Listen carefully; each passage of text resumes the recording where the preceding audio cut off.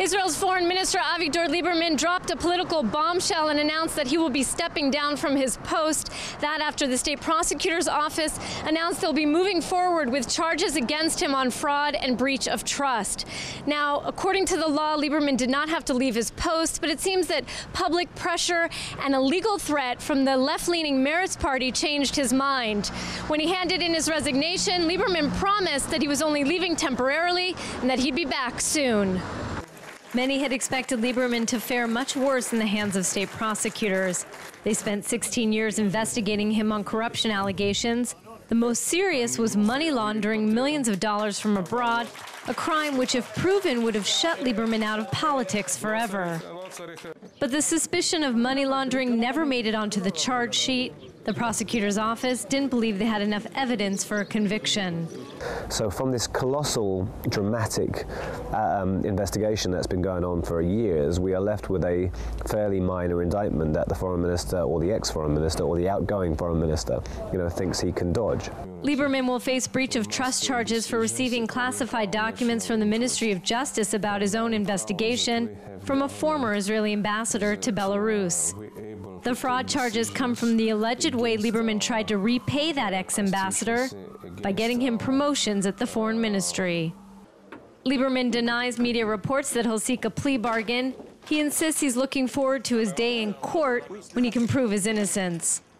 Unprepared to give up the political power he spent decades building, Lieberman seems to have set himself up well for a quick comeback. I think it's barely a hiccup.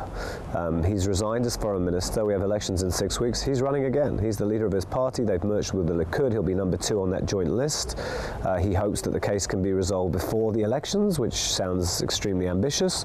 But, come the day when it is resolved, sooner rather than later, he anticipates returning. And that partnership with the Likud means really he's Netanyahu's all but designated number 2. So I think he's feeling pretty good at the moment.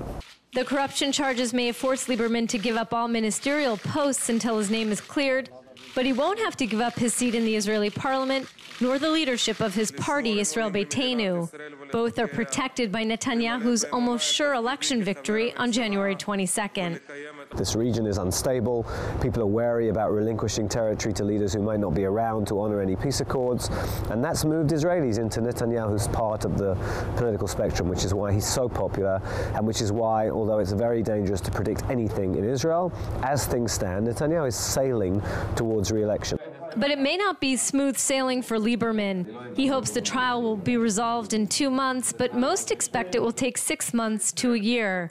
What ministerial post will be open for Lieberman when he's finally eligible to take it? And more importantly, what if a skeleton or 2 is found in Lieberman's closet during the trial? Most experts expect Lieberman will return to play a starring role as a minister in what's expected to be Netanyahu's next government. But one scenario could change all that. If prosecutors discover during the course of Lieberman's trial new crimes that they deem to be of moral turpitude, that legal label in his conviction could prevent him from returning to politics for 7 to 10 years. Now, right now, insiders say they don't see any indications of those more serious crimes. Jordana Miller, JN1, Jerusalem.